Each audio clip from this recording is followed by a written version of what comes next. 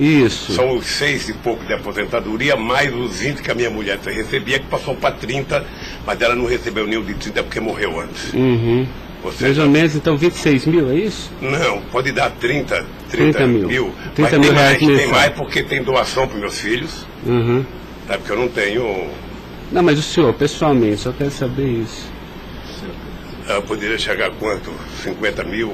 Tá, 50 mil reais mensais. Eu não sei, eu tô tentando chutar aqui, doutor. Tá, aproximadamente... Eu posso depois mandar por escrito, sabe, o que... Tá, é porque é importante, porque o juiz precisa fixar... O rendimento fixo que eu recebo todo mês é esse, são 6 e pouco da anistia, e era 20, agora passou para 30. 26 mil, então. A Lewis que paga. Tá, 26 mil reais. Depois o advogado manda para o senhor aí o total do rendimento das doações. Tá bom. Estado civil viúvo, tá? 4, nenhum menor de idade. Tá. Grau de instrução do senhor. Grau de instrução. Um curso primário e um curso técnico. Tá. Curso primário e curso técnico.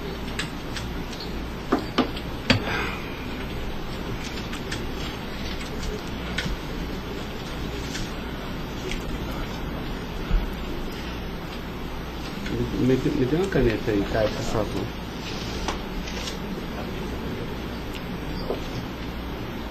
Pode gravar, Caio.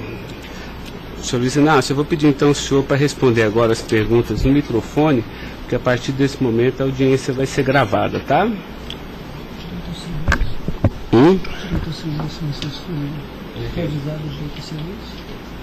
Eu vou avisar ele agora. Vou falar da acusação e vou avisar. Tá? Tá pronto, Caio? Tá. Senhor Luiz Inácio, esse momento é o momento do seu interrogatório, tá? A lei lhe garante o benefício de ficar em silêncio em todas as perguntas que eu lhe fizer, as perguntas feitas pelo membro do Ministério Público, pela defesa dos denunciados, inclusive até pela sua própria defesa, tá? Existem 2 denúncias aqui nessa ação penal, envolvendo Delcídio do Amaral Gomes, André Santos Esteves, Edson de Siqueira Ribeiro Filho, Diogo Ferreira Rodrigues, Luiz Inácio Lula da Silva, senhor, José Carlos Costa Bunlai e Maurício Barros Bunlai, tá? E em síntese, a denúncia fala da existência de uma organização criminosa, tá? Pelo menos do dia 1º de fevereiro de 2015 até 20 de novembro de 2015. E a denúncia narra que todos esses denunciados teriam se esforçado para evitar ou para menos modular e conseguiram retardar a celebração de um acordo de colaboração premiada entre o Ministério Público Federal e Nestor Severo, tá? Depois a denúncia narra que um crime de patrocínio infiel, tá? Cometido pelos denunciados também, e de exploração de prestígio, tá? Bom, o senhor tem conhecimento desses fatos, tá? Né? Eu lhe pergunto, esses fatos que são descritos na denúncia são verdadeiros, falsos? Eu queria que o senhor fizesse uma explanação cronológica do que aconteceu envolvendo a sua pessoa. Bom, os dados são falsos. Eu queria aproveitar a oportunidade, doutor Ricardo, para dizer ao senhor que eu faço política desde os 23 anos de idade.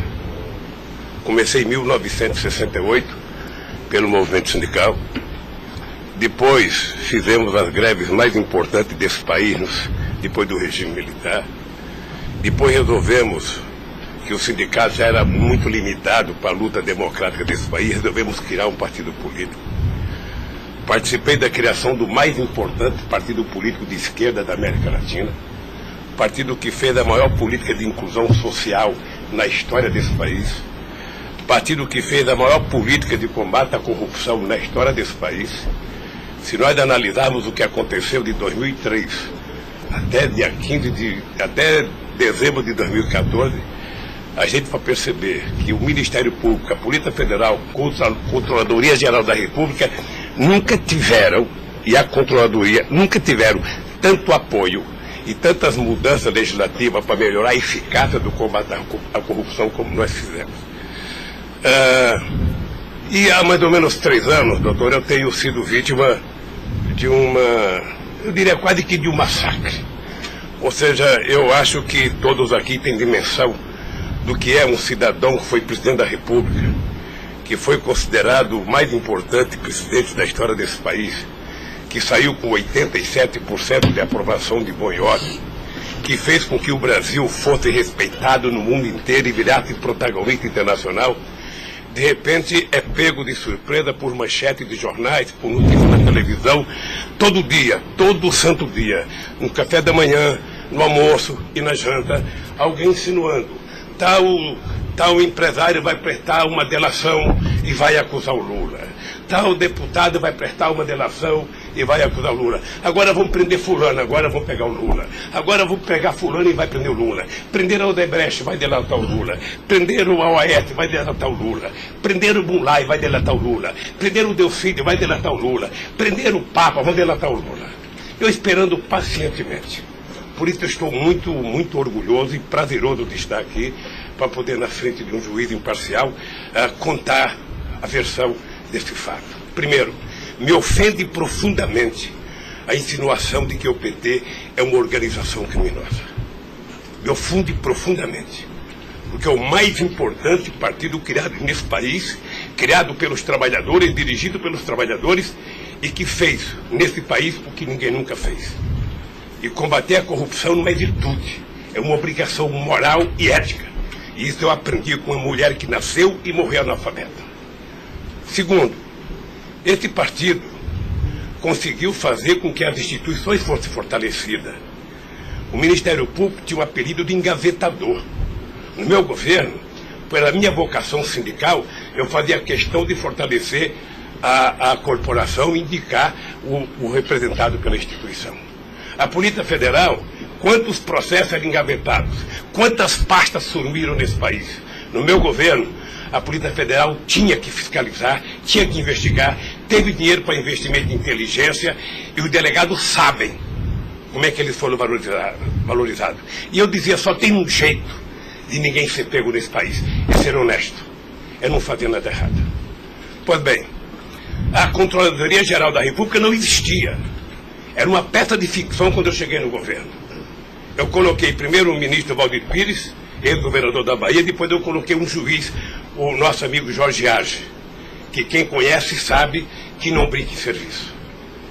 E ele sabe que a ordem que ele receber é o seguinte, olha, tem que controlar e tem que fazer com que as pessoas saibam que honestidade não é mérito, é obrigação.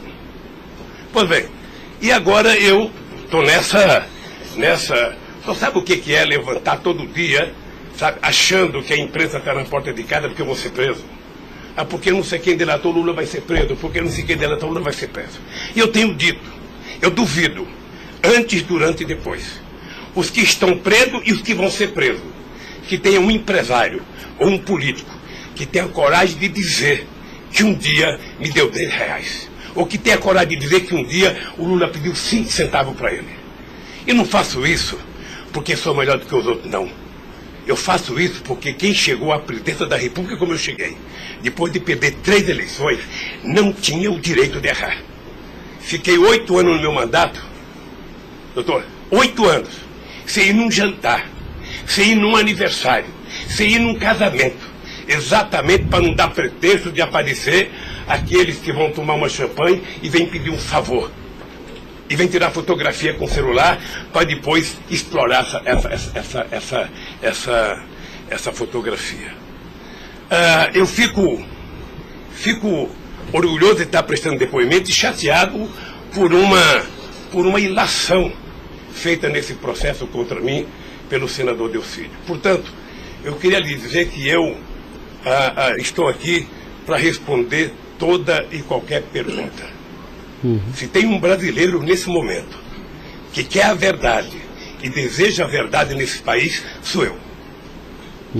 Portanto, estou à inteira disposição para responder tudo e a todos do jeito que vocês perguntarem. Tá, adentrando então na peça acusatória, senhor Luiz Inácio, A denúncia narra aqui 7 fatos. Diz aqui que no dia 8/4/2015, o senhor reuniu-se com o Delcídio Amaral no Instituto Lula, em São Paulo, e o senhor teria exortado a Delcídio a adoção de medidas para a compra do silêncio de Nestor Severo, de forma a que o Nestor, não celebrasse o acordo de colaboração premiada com o Ministério Público Federal. Vamos por fatos, que eu acho que fica mais fácil, a gente faz o encadeamento temporal aqui da denúncia. Esse fato existiu, Delcídio foi lá, pediu para o senhor, o senhor teria pedido a ele para que ele intervisse e pudesse pelo menos ocultar fatos que pudesse relacionar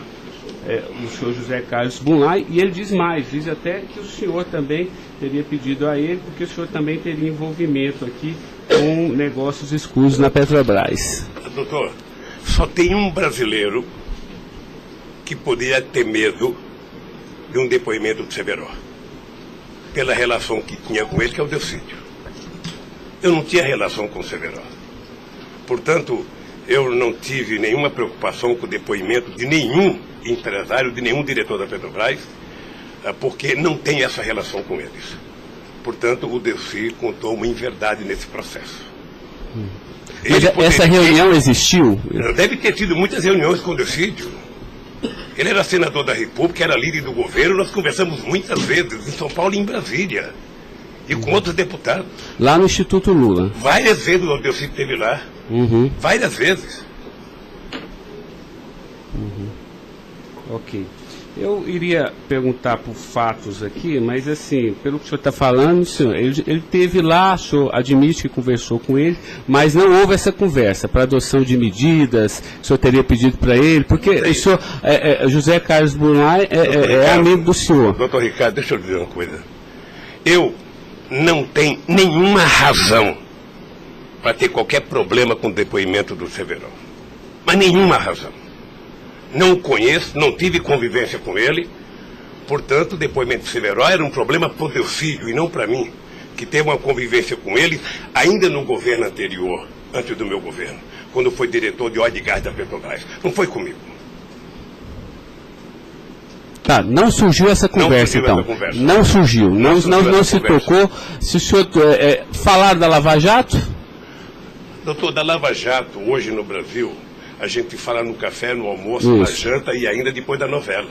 Mas não porque só passa isso na televisão. Mas não se tocou no nome do Severo. Não tocou no nome. E muito menos no nome do Bunlai. Sabe, de que foi pedido coisa para o Bunlai. É um absurdo. É um absurdo. Eu não sei o que o Delcídio esperou fazer com isso. Certamente, depois de preso alguns dias, as pessoas começam a encontrar um jeito de sair da cadeia e resolve jogar a culpa em cima dos outros. Como é que o senhor reagiu quando ele foi preso? Eu tive uma reação que eu sei que ele não gostou, quando ele citou que o juiz da primeira corte, do Superior Tribunal, ele tinha conversado com ele. Eu disse, esse cara é um imbecil, sabe? Porque mas nem na morte você citaria se você teve ou não uma conversa com a Suprema Corte sobre um processo. Foi essa reação que eu tive e ele me parece que não gostou da minha reação. Eu fiquei sabendo pela boca de alguns advogados que ele ficou muito chateado porque eu disse que ele era um imbecil. Eu não quis ofendê-lo, apenas achei que a atitude foi equivocada.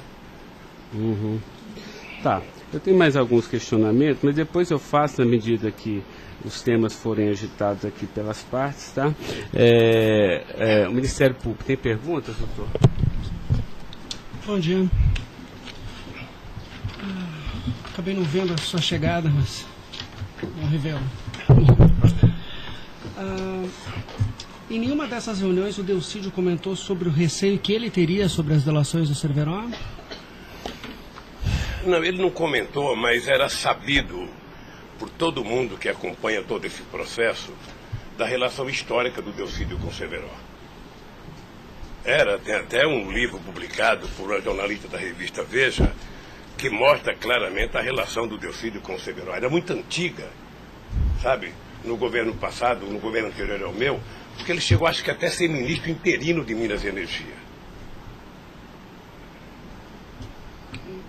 senhor acredita que a referência ao seu nome tenha sido útil para o Delcídio conseguir a delação premiada? Olha, por tudo que eu vejo todo dia na imprensa, eu acho que tem alguém instigando de falar meu nome. Eu fico sabendo de notícia, não sei se é verdade, nos blogs, nos colunistas, de que todo dia alguém vai para cá depoimento e fala o nome do Lula, cita o nome do Lula, cita o nome do Lula. Eu canso de ouvir isso todo santo dia, sabe? É bem possível que eu vi uma entrevista dele na Globo News que parecia que tinha recebido o prêmio Nobel da delação, a disfarçatez, sabe? Como ele estava se desenvolvendo, eu fui no Roda Viva. Ou seja, depois que fazem a bobagem que fez, se é que fez, ele teria que jogar nas costas de alguém. Primeiro, sabe, a minha relação com o Delcídio era uma relação institucional. E ele sabe disso. Voltando um pouco, o senhor poderia explicar a sua relação com o Bunlai? Veja, eu conheci o Bunlai na campanha de 2000. O PT governava o estado do Mato Grosso do Sul. E eu precisava fazer uma gravação para um programa de televisão da campanha para falar com o setor do agronegócio. E aí o governador do PT disse que tinha um amigo lá e me levou na fazenda dele, me parece que em Miranda. E eu fui nessa fazenda, uma boa fazenda. Até depois eu fui pescar nessa fazenda, fiquei 4 dias no Rio Miranda, não peguei nenhum peixe. Mas gravei um programa, foi um programa de sucesso. Depois eu ganhei as eleições e depois estabeleci uma relação com o Zé Carlos Bunlai. Qual o conhecimento ou participação que o senhor teve na questão do empréstimo do Banco Chain ao PT que teria sido feito com a intermediação do Bunlai? Eu não, já disse isso, eu não tenho nenhum... Fiquei sabendo de que o Bunlai tinha feito o empréstimo pela imprensa. O senhor teve conhecimento de que para quitar esse empréstimo, houve a contratação pela Petrobras, da empresa Chain Engenharia, na questão Fiquei da sabendo também pela imprensa, e me parece que numa pergunta que o Ministério Público já me fez. Após esses fatos, sobre a saída do Cerveró do posto da diretoria da Petrobras, há uma informação na denúncia relativa a divisões de indicações por partido de diretorias na Petrobras. Diretoria de abastecimento seria normalmente indicada pelo PP, diretoria de serviços pelo PT, diretoria nacional pelo PMDB. O senhor tem conhecimento disso? Veja, deixa, doutor Ivan, dizer uma coisa que me parece que está virando costumeiro isso no depoimento, que é a falta de compreensão do que significa um governo de coalizão em qualquer parte do mundo. E parece que tem pessoas com dificuldade de compreender isso. Aliás, no depoimento do presidente Fernando Henrique Cardoso, ele foi muito bem ao explicar o que é um governo de coalizão. Quando você ganha uma eleição, um regime presidencialista de coalizão, você tem que montar o governo. Você precisa construir uma maioria no Congresso Nacional para você poder montar o governo. E você não monta a maioria com quem você quer. Porque se você pudesse, você pegaria só suplente que não foi eleito. Mas como o suplente não vota, você tem que fazer um acordo com quem é eleito, com quem tem mandato. E obviamente que você pode fazer um acordo programático, e nesse acordo programático você pode fazer um acordo de participação no governo. Então os partidos que compõem a base do governo participam do governo, indicam ministros, indicam cargos. Todas as pessoas indicadas são pessoas com mais de 30 anos da Petrobras. Eu já disse no depoimento, sabe, que vocês vão ter que ouvir muita gente, o Conselho Fiscal da Petrobras, o Conselho de Administração da Petrobras, sabe, para saber se havia denúncia de corrupção, porque quando nós indicamos as pessoas e quando os partidos indicam, ou seja, se aparecer alguma denúncia de corrupção e aparecer no GSI, essa pessoa não é indicada. Porque qual é o critério? O partido tem um ministro, o partido tem uma bancada. Essa bancada conversa com o ministro. Se indicar um nome qualquer, esse nome vai para a Casa Civil, da Casa Civil passa para o GSI, que é o Gabinete Institucional, faz um levantamento, eu não sei aonde, sabe? E se não tiver nenhuma denúncia, essa pessoa é mandada para o Conselho de Administração e o Conselho de Administração indica. Não é o presidente da República que indica, é o Conselho de Administração. É assim que funciona em qualquer lugar do mundo. Ex-presidente, mas só uma questão relativa a isso. Existe um vídeo no YouTube em que o senhor está inaugurando uma plataforma que o senhor realmente fala que no seu governo a Petrobras se tornou mais transparente e que o senhor participava mais das decisões da Petrobras. É de uma plataforma em Angra dos Reis, isso foi em 2010. Então, deixa, doutor. Aí eu estou lhe perguntando para o senhor explicar. O senhor se lembra desse discurso? Eu sei que é muita coisa, mas eu estou até com um vídeo aqui e eu queria lhe perguntar isso. Senão a gente pode até passar. É que a imprensa dizia que eu vivia fazendo assembleia. Eu fui o presidente que certamente mais visitei a Petrobras. Eu fui o presidente que decidi no governo e com a Petrobras de que era importante que a gente recuperasse o poder de construção de plataforma da Petrobras para a gente não importar da Coreia ou da China, que era preciso criar uma indústria petrolífera forte no Brasil. Por isso é que nós aprovamos a Lei de Conteúdo Nacional. 65% de tudo que fosse construído de plataforma ozônica teria que ser feita no Brasil, para a gente ter uma política industrial, para a gente definir uma política de engenharia, de ciência e tecnologia, porque o Brasil é um país grande, o Brasil não pode ser um serviçal, o país não é uma republiqueta. Este país poderia produzir e atender toda a América Latina e atender toda a África que margeia o rio chamado Atlântico. Lamentavelmente. Não, mas a pergunta é o seguinte, é porque o senhor falou que realmente no seu governo se participava, o senhor participava mais das decisões. Eu não participava, deixa eu mais falar. das decisões. Se o senhor quiser, a gente pode até ter um vídeo, e eu trouxe aqui aí para o senhor explicar. E Delcy também havia falado isso, que depois do mensalão, o governo federal, a presidência da República, participava mais na Petrobras. Isso ele falou. Deixa eu lhe falar uma coisa, o papel do governo, o governo participa na Petrobras através do Conselho da Petrobras. O Conselho da Petrobras tem vários ministros, tinha a ministra de Minas e Energia. Tá? Eu, durante todo o tempo da Petrobras, eu só participei de uma reunião de definição da política estratégica da Petrobras. A discussão de investimento para os próximos 20 anos. Se a gente ia recuperar a indústria naval, se a gente ia recuperar a indústria de sonda, de plataforma, se a gente ia discutir, sabe, exportar, se a gente ia fazer a lei de partilha, se a gente ia fazer com que o petróleo voltasse a ser do povo brasileiro, como nós conseguimos fazer. Nessas decisões estratégicas eu participei de uma reunião. Tá, mas de cargo então não. De cargo não. Porque tem o Fernando Soares que fala que o senhor realmente definia também essas questões. Não definia cargo. Quando havia briga no PMDB, ou que, não. Quem decidia, se não se decidir, era o senhor que realmente... Deixa eu lhe dizer uma coisa para o senhor. O presidente não indica cargo na Petrobras. O presidente recomenda ao Conselho da Petrobras a indicação de tal pessoa indicada por tal partido político a partir da capacidade técnica das pessoas. É assim que funcionava no governo anterior, é assim que funcionava certamente no governo militar, é assim que deve funcionar hoje. É assim que deve funcionar hoje. Porque a Petrobras é uma empresa de engenharia muito poderosa e você não pode ficar colocando gente que não tem expertise para fazer determinadas coisas. Tá. Mas a expressão foi essa aqui, eu anotei. A gente sabe o que acontece lá dentro. O que o senhor quer rever o discurso? Eu não preciso rever, não. Tá. Assim, porque isso me chamou a atenção. A gente sabe, quer dizer, antigamente era uma caixa preta, foi esse o contexto. E agora a gente sabe o que acontece lá dentro. Quais foram os mecanismos que o senhor tomou, então, para que a Petrobras realmente ficasse mais transparente? A fazer com que o Conselho acompanhasse mais as decisões. Porque como a Petrobras é muito grande, entre uma decisão do Conselho da Petrobras, uma aprovação da diretoria e os acontecimentos nas engenharias da Petrobras, são milhares de pessoas que participam daquilo. É por isso que um dia um presidente chegou a falar que ele é uma caixa preta que ninguém sabe. Então vamos tentar saber, sabe? Fazendo com que as coisas funcionem mais democraticamente. Por exemplo, quando nós descobrimos o pré-sal, nós tivemos uma decisão estratégica do que fazer com o petróleo. O petróleo não é das empresas estrangeiras que vêm aqui comprar gás e óleo, não. O petróleo é nosso. Então eles vão ter que pagar para o governo. É por isso que nós aprovamos 75% do ROT para a educação.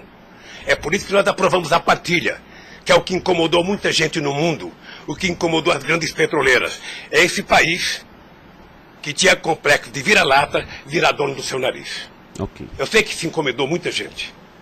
Incomodou muita gente no mundo inteiro. Sabe, agora eles estão tentando desmontar. Porque um país que não se respeita, um país que não tem soberania, um país que não tem empresas de porte extraordinário como a Petrobras e vende tudo, sabe, sinceramente, não é um país. Ok. Doutor Ivan, só porque o senhor tocou no tema, eu quis aproveitar, tá? Mas pode continuar, pode prosseguir. A pergunta é relativa à diretoria internacional, que ela foi ocupada pelo Cerveró e depois pelo Zelada. Ambos foram indicações do PMDB ou o Cerveró foi indicação do PT e o Zelada... Não, eu já tive a oportunidade de dizer isso. Isso foi indicação do PMDB. Ambos? Não sei se de todo o PMDB ou da bancada do PMDB de Minas Gerais, que foi indicado o Zelada para diretor internacional da Petrobras. O critério é o mesmo. O Zelada foi indicado, passa na Casa Civil, passa no GSI e é mandado ao Conselho da Petrobras, que decide. Não, perfeito. Mas e o Cerveró? Ele tinha sido indicado anteriormente pelo PT ou pelo PMDB? Pelo PMDB pelo também. PMDB. Eu acho, eu falo quase com certeza absoluta pelo PMDB. É o que diz a... Eu falo quase que com certeza absoluta. A pergunta é o seguinte, com a troca pelo Zelada, a saída do Cerveró desse posto de diretoria, ele acabou sendo indicado para a BR Distribuidora. No próprio depoimento do Cerveró, ele afirma que isso teria sido como um reconhecimento pelo papel que ele prestou no auxílio da contratação da Chaim pela Petrobras, na questão do navio sonda. Me parece que ele não diz isso exatamente. Me parece que ele utiliza a palavra acha que foi isso. É diferente de dizer que ele disse. Ou seja, ele acha que foi isso. Deixa eu lhe falar uma coisa. Eu não conheço o Cerveró. Conheço agora que ele ficou famoso. Tá? Quando eu vi o Cerveró, eu vi a en passant em reuniões coletivas. Portanto, eu não tinha nenhum interesse de tirá-lo e nenhum interesse de colocá-lo. Nenhum interesse. Para mim, se uma força política que compunha o governo indicasse ele ou outra pessoa e tecnicamente ele fosse reconhecido pelo conselho da empresa que o indicou, para mim estava perfeito. E veja, durante todo esse período não houve uma única denúncia contra nenhum deles. A denúncia começou a acontecer porque o juiz Moro começou a fazer escuta durante 8 anos num bandido chamado Rousseff, e aí então, em 8 anos dá para pegar alguma coisa. Pegou esse negócio. O senhor tem conhecimento de quem teria feito a indicação do nome do Cerveró para a BR Distribuidora? Se foi algum partido? Eu não sei se foi um partido ou se foi através do Zé Eduardo Dutra, que devia ter relação com o Cerveró, porque ele tinha sido presidente da Petrobras. Ele deixou de ser presidente da Petrobras e foi ser presidente da BR. E ele pode ter chamado o Cerveró, ou o mesmo partido que tinha indicado o Cerveró e depois tirou o Cerveró pode ter pedido para ele ir para lá. Eu suponho que seja isso. Ok. O senhor conversava com certa frequência com o Bunlai por telefone, dentro dessa relação de amizade? Não era meu amigo. Conversava com ele. Com que frequência o senhor... Não sei, querido. Sabe, ultimamente o Bunlai andava com doença nos olhos, achando que ia ficar cego, estava passando muito tempo em Miami para se tratar, depois estava se tratando de um câncer. Sabe, eu sei que ele não andava bem nos últimos tempos, com problema de doença. Porque a denúncia cita algumas ligações de um telefone que pertenceria ao Instituto Lula. O senhor utilizava esse telefone do Instituto Lula para conversar com o Bunlai também, ou normalmente só no seu celular? Mas qual é o crime do Bunlai ligar para mim? Não, eu estou tentando esclarecer os fatos, presidente. Ligado, eu conversava com o Bunlai, tinha um profundo respeito pelo Bunlai, um profundo respeito. O Bunlai sabe perfeitamente bem que a relação que ele tinha comigo não permitia que discutisse qualquer negócio, porque eu não levo para casa ninguém para discutir negócio. O negócio eu discutia no palácio. Mas o senhor sabe se ele utilizava o nome do senhor? Porque o Salim Chaim e o Fernando Chaim confirmam que José Carlos Bunlai disse que Luiz Inácio Lula da Silva interveio na contratação da Chaim pela Petrobras. Está descrito na peça do Ministério Público. Doutor, se o senhor soubesse quanta gente usa o meu nome em vão, de vez em quando eu fico pensando para as pessoas lerem a Bíblia, para não usar tanto meu nome, João. Tem gente que faz campanha financeira em meu nome, tem gente que é candidato em meu nome, tem gente que faz panfleto dizendo que eu estou apoiando, tem gente que coloca a fotografia minha dizendo que eu estou apoiando ele, sabe? Não tem como fazer isso. Se alguém falou, sabe? Se alguém falou, somente o Zé Carlos Bunlai pode provar isso, ou o Chaí na frente dele. Eu duvido que o Zé Carlos Bunlai, ou algum outro empresário, ou algum outro, desses que já prestaram depoimento, diga que um dia eu chamei ele para conversar sobre tal coisa, sobre qualquer coisa. Sabe por quê, doutor? Porque eu tinha noção de que o único jeito de eu governar esse país dignamente era não permitir qualquer promiscuidade na minha relação com os agentes empresariais ou os agentes políticos. A afirmação seria que o senhor estaria abençoando o negócio da Chaim pela Petrobras. O senhor não... Nem abençoando, nem amaldiçoando, porque eu não sabia. Sem mais perguntas, excelência. A defesa, então, a sua defesa vai ser a última a perguntar. A sua defesa de Delcídio Amaral.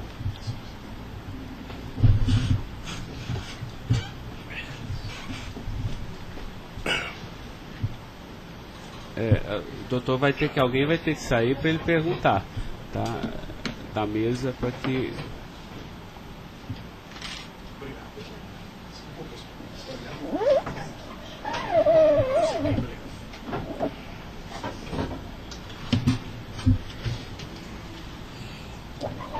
Bom dia. Bom dia. O senhor já mencionou que, de sua parte, não haveria nenhum receio na delação de Nestor Cerveró. A indagação que eu faço é se, da parte de Bunlai, seu amigo, se ele lhe confidenciou algum receio da delação do Cerveró. Nunca. Nunca. Nunca. Ele mencionou se conhecia o Cerveró? Quem, o Bunlai? O Bunlai. Não, nunca falou comigo do Cerveró. Nunca? Nunca falou comigo do Cerveró. Nem tampouco o senhor soube se ele... Quem falava comigo do Cerveró era o Delcídio. Que era amigo do Cerveró. Amigo do filho do Cerveró. Perfeito. O senhor tem conhecimento se a delação do Nestor Cerveró foi utilizada como um dos fundamentos para a condenação do senhor Bunlai? Não tenho. Não tem conhecimento. Não tenho. Tá certo. Eram só essas as indagações. Excelência, muito obrigado. Obrigado, senhor ex-presidente. A defesa de André Esteves tem questionamentos? Não tem? A defesa de Edson Siqueira Ribeiro Filho.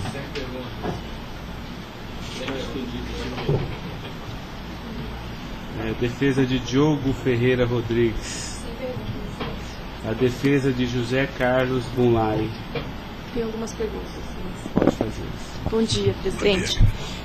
Presidente, o senhor disse que a sua relação com o senador Delcídio era institucional. Mas o senhor sabe qual era a relação do senador Delcídio com o José Carlos Bunlai? Eles tinham alguma amizade? Eles tinham alguma proximidade? Veja, a impressão que eu tenho era que era muito pequena a relação dos dois. E parece que o José Carlos Bunlai não tinha muita relação com o Delcídio. E com a sua mulher, dona Marisa, qual era a relação do José Carlos Bunlai? Eles tinham amizade? A mesma que comigo. O aniversário da sua ex-mulher? Quando ela fazia aniversário? Ele ia no aniversário da minha mulher. Mas o dia do aniversário dela? Dia 7 de abril. O senhor sabe se ele fez alguma ligação para ela no aniversário dela? A ligação do dia 7, eu já fiquei sabendo da ligação do dia 7. Bem. É o mínimo que eu esperava dele, é que ele ligasse para ela para dar os parabéns. É só isso, obrigada. Tem alguma pergunta? Tá. A defesa de Maurício Bunlai. Sem questionamentos. A defesa de Luiz Inácio Lula da Silva. Sem perguntas, excelência.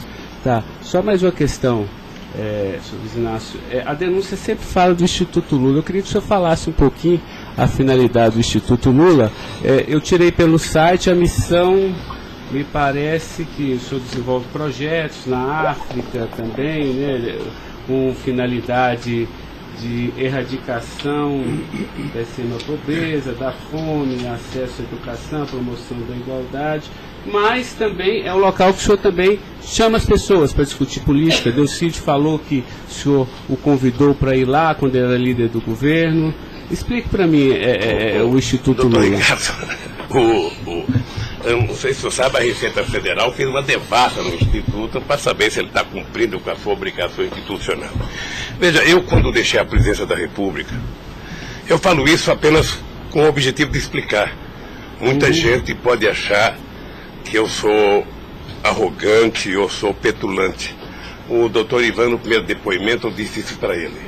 Mas ou seja, crime, viu? Quando eu deixei a presidência da República, por conta do povo brasileiro, eu tinha sido presidente, quase que o presidente mais importante do mundo nos 10 primeiros anos do século XXI.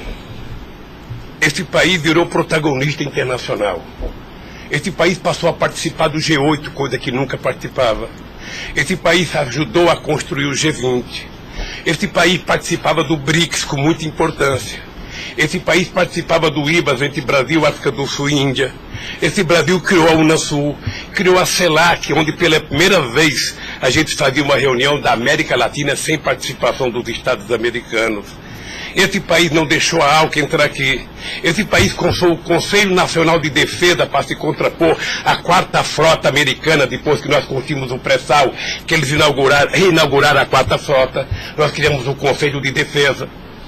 Então, nós fizemos a maior política de inclusão social da história desse país. 36 milhões de pessoas saíram da extrema pobreza e 40 milhões ascenderam à classe média. Isso é uma Argentina, isso é uma Colômbia. A bancarização do povo pobre foi com 70 milhões de pessoas entraram no sistema financeiro. É uma Colômbia e uma Argentina junto. Tudo isso em 12 anos. Olha, eu saí da presidência e eu queria fazer com que a América Latina e a África adotassem as políticas públicas que nós adotamos no Brasil. O programa Luz para Todos. O programa PA, que era a compra de alimento para o pequeno produtor. O Minha Casa Minha Vida. O Bolsa Família. O aumento do salário mínimo. Durante 12 anos, todos os funcionários públicos tiveram aumento nesse país. Houve reajuste de carreira, houve aumento do salário mínimo. Aumentamos as exportações, aumentamos o mercado interno, numa demonstração de que o pobre não era problema. O pobre era a solução. Então, eu gostava de ir para a África para dizer para os presidentes. Uma vez até fiquei com medo de Angola. Porque eu, depois da minha palestra, eu me dei conta da quantidade de general que tinha lá dentro. E eu falei o seguinte, é preciso diminuir o dinheiro das Forças Armadas e colocar dinheiro para os pobres. Porque o pobre não entra no orçamento. O Poder Judiciário entra, quer ter poder de pressão. Os sindicatos organizados entram. Sabe? Todo mundo entra, o pobre não entra. O pobre está lá, desgraçado, abandonado, ninguém olha por ele. Agora, coloque ele no orçamento. Deixa ele começar a ir no shopping. Deixa ele começar a comprar carne, comprar iogurte, comprar meia, comprar sapato. Nesse país ficava incomodado porque pobre comprava dentadura com o dinheiro que a gente dava do Bolsa Família. E eu queria ensinar isso, eu queria ensinar as pessoas a compreenderem que o pobre no Brasil e no mundo seria a solução se a gente desse a ele o mínimo necessário. Foi por isso que eu não quis criar uma ONG. Criei um instituto para poder viajar o mundo tentando mostrar o exemplo do que esse país fez em tão pouco tempo. Mas o que Delcídio, porque ele disse aqui que algumas vezes o senhor chamou ele lá. Em que ele se encaixa aí? É que eu não sabia, doutor. Porque sabia, assim, realmente eu entendi, a política está de acordo com o estatuto aqui do Instituto Lula, mas assim, por que o senhor chamou ele lá? Ele falou assim, muitas vezes o presidente Lula, e de vez em quando eu ia com cortesia também. Deixa eu lhe falar, ele foi muitas vezes conversar comigo, ele era líder do governo, como outros senadores foram conversar comigo. Cada vez que o Delcídio ia no hospital sírio-libanês fazer um check-up ou uma consulta, ele falava, presidente, eu estou aqui no Sírio, eu posso passar aí? Passo, meu filho. Mas o senhor não tratava dessas questões do Instituto? Do Instituto. Discutia desde Flamengo a Vasco da Gama, Corinthians, Palmeiras, porque quando duas pessoas se encontram, conversa-se tudo. Mas não era política institucional do Instituto, isso que eu estou perguntando. Não era política institucional do Instituto, é que eu talvez tenha cometido erro, sabe, que eu deveria ter alugado uma sede do lado. E quando eu discuti esse instituto, ficava numa cadeira, quando eu discutia outra coisa, mudava para outra cadeira. Eu achei desnecessário. Eu achei que a civilização não exigiria essa burocracia toda, porque isso é uma coisa de burocracia. Eu sou o mesmo ser humano, eu sou presidente de honra do PP, eu sou ex-presidente da República, eu era presidente de honra do Instituto. Eu não decidi as coisas pelo Instituto. O Instituto tem uma diretoria. Eu apenas estava lá, eu era a figurinha carimbada do Instituto. Era para ele fazer merchandising. Aqui o Lula. Vai conversar com o Bill Clinton, fala com o Lula. Vai conversar com o Tony Blair, fala com o Lula. Vai conversar com o Chirac, fala com o Lula. Vai conversar com o Angela Merkel, fala com o Lula. Sabe, eu tive o prazer, doutor Cláudio, de ser o ex-presidente da República, que em todas as viagens do mundo que eu fiz, depois de deixar a presidência, era recebido pelos presidentes. Esse era o status quo do Brasil. Hoje nós estamos numa situação em que o presidente não tem coragem de ir na Bolívia. Então o país, que era um motivo de orgulho, virou um motivo da tristeza. Pela pequenez que esse país tomou dimensão nos últimos anos. Não, eu não estou emitindo nenhum juízo de valor, mas assim, o que eu quero saber é o seguinte: o senhor também chamava pessoas como o líder do Delcídio para conversar sobre outros assuntos. Chamava dirigente sindical, chamava gente do LGBT, chamava negro, chamava índio, chamava todo mundo. Isso. Ali, eu vou dizer uma coisa, sabe qual é o apelido do Instituto? Sabe? Não sei, nunca fui. Posto Ipiranga. Lamentavelmente é assim. Mas não é por causa do Instituto, é por causa do personagem. Sabe? Então todo mundo fala: tem problema em tal lugar? Posto Ipiranga. Tem problema em tal lugar? Posto Ipiranga. E sabe que eu tenho orgulho disso. Eu tenho muito orgulho de fazer 36 anos que eu deixei o movimento sindical e ainda sou amigo de todos os sindicalistas, de todas as correntes, da Força Sindical à CUT. Sou amigo de todos os partidos políticos. Então, se isso é um pecado, se isso é um erro jurídico, se isso incomoda o Ministério Público, a Polícia Federal, sei lá quem, eu vou alugar uma salinha na porta e sento lá e atendo e vou deixar em paz, porque não é possível. Não é possível, sinceramente, doutor, sinceramente, eu quero lhe agradecer a oportunidade de vir prestar esse depoimento. Porque eu estou com muita coisa na garganta para falar. Eu estou cansado de ver procurador dizer que não precisa de prova, que ele tem convicção. De juiz dizer: eu não preciso de prova, eu tenho fé, vou voltar com fé. Eu quero provas, alguém tem que dizer, qual é o crime que eu cometi, aonde que eu cometi. Chamar o PT de organização criminosa, se dependesse de mim, cada deputado do PT, cada vereador do PT, cada militante, abrir um processo para quem dizer, provar qual é a quadrilha. Porque eu estou cansado, doutor. 71 anos de vida, eu cansei. Cansei de ver as instituições que eu ajudei a criar desde a Constituinte, para valorizá-las, desprestigiadas por comportamento pessoal. Gente que adora, gente que não pode abrir a geladeira, que vê uma luz e já começa a dar declaração.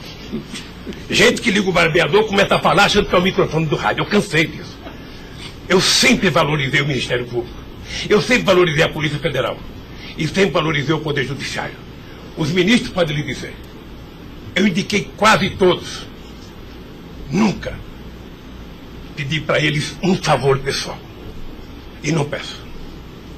Porque a instituição tem que ser forte, não para me ajudar, para garantir a democracia desse país.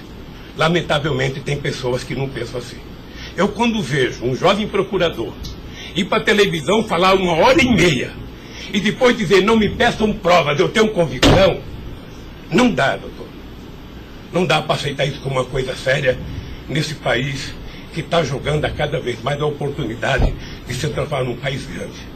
Nós quase chegamos a ser a 5ª economia mundial. Quase chegamos. Por mediocridade não chegamos. Então eu lamento profundamente. Eu gostaria que meu depoimento fosse tudo numa semana só. Para mim poder desvendar os mistérios todos. E acabar com essa hipocrisia. Fulano vai prestar depoimento, fulano vai delatar, fulano vai não ter das contas, fulano, e o Lula vai ser citado. Quem sabe está na hora de chamar o dono da Globo, da Record, da Bandeirantes para prestar depoimento para ver se eles me delatam. Porque o que eles dizem que vão me delatar, eu duvido que tenham coragem de me delatar, porque não tem nenhuma prova e nunca conversaram comigo sobre qualquer crime. Doutor, eu aprendi a andar de cabeça erguida. E sabe que custa muito. Para quem nasce na elite, não precisa nada. Mas para quem vem lá de baixo, sabe, não deixar ninguém colocar cangaia no seu pescoço, não é fácil. Esses dias eu sei de uma história, de um depoimento, de um processo que eu abri contra uma jornalista, até vou contar isso que ninguém sabe aqui. E eu acusei uma jornalista que falou em qualquer país democrático do mundo, ela seria presa, porque ela falou de um presidente da República. E ela foi prestar julgamento. E a advogada, acho que a nossa advogada, me chamou de doutor. Aí o juiz começou a rir. Ah, mas ele não é doutor? Ele não é doutor? Como é que você chama ele de doutor?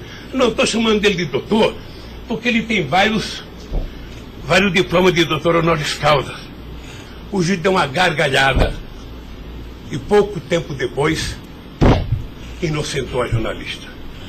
Eu vou recorrer até a Suprema Corte. Aos 71 anos eu não sei quanto tempo de vida que eu tenho, mas eu tenho fé em Deus de ver essa jornalista ser educada. Porque, em nome da liberdade de imprensa, ninguém pode avacalhar a vida dos outros. Ninguém pode. E o que eu estou vendo nesse processo? Tem gente que acha que eu sou contra a Lava Jato. Pelo contrário. Pelo contrário. Eu quero que a Lava Jato vá a fundo para ver se acaba com corrupção. O que eu sou contra é tentar criminalizar a pessoa pela imprensa e não pelos autos do processo. O que eu sou contra é execrar, é condenar. Eu conheço pessoas que tivessem liberdade seriam mortos na rua. Tal é. Sabe quantas horas eu tenho de notícias negativas contra mim no Jornal Nacional em 8 meses, 16 horas? Nenhum político no mundo aguentaria isso. E eu vou matá-lo de raiva, porque toda pesquisa vai aparecer na frente. Para eles saberem que nem sempre eles podem brincar com as pessoas. Sabe? Então o juiz, o promotor, o delegado, não tem que ficar fazendo, sabe, pirotecnia com as pessoas. A primeira apura, investigue e condene. Quando condenar, bote na cadeia. E acabou. Sabe, não é tirando fotografia de criança, mostrando casa, mostrando não sei das quantas, inventando mentiras, inventando ilações. Então, quero lhe dizer que o senhor está diante de um homem que está disposto a prestar tantos quantos depoimentos for necessário. E quero que todo mundo saiba, se tem um brasileiro que quer a verdade nesse país, sou eu. E não me venham com mentiras ou com ilações. Porque um cidadão que nasce no Nordeste e não morre de fome até os 5 anos de idade, não tem medo de cara feia. Eu quero defender a minha honra, que é o valor mais importante que eu tenho.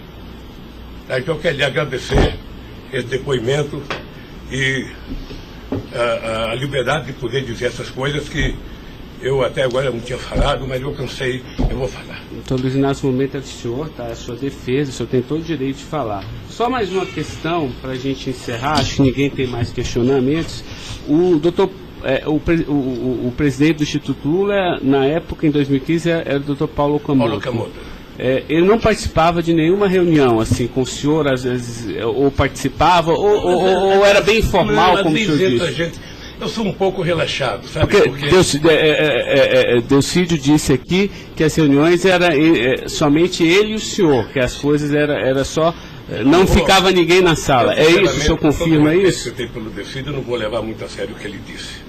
Tá? Mas deixa eu falar, eu aqui, quando eu era presidente da República, eu brigava com a minha assessoria que achava que eu tinha que ter uma liturgia. A liturgia é importante, presidente. Você não pode andar no corredor abraçando as pessoas. A porta não pode ficar aberta, sabe? Então, no Instituto, sabe, tem hora que a conversa é pessoal, tem hora que entra 10 pessoas, 5 pessoas, 6 pessoas, 4 pessoas. Mas de total transparência, é isso que o senhor quer falar? Quando uma conversa sigilosa, eu faço uma conversa sigilosa, sabe? Ok. Tá bom. Agradeço a presença do senhor para esclarecer os fatos, tá? Ninguém tem mais questionamentos, então está encerrado, tá encerrada a audiência. Na fase do 400.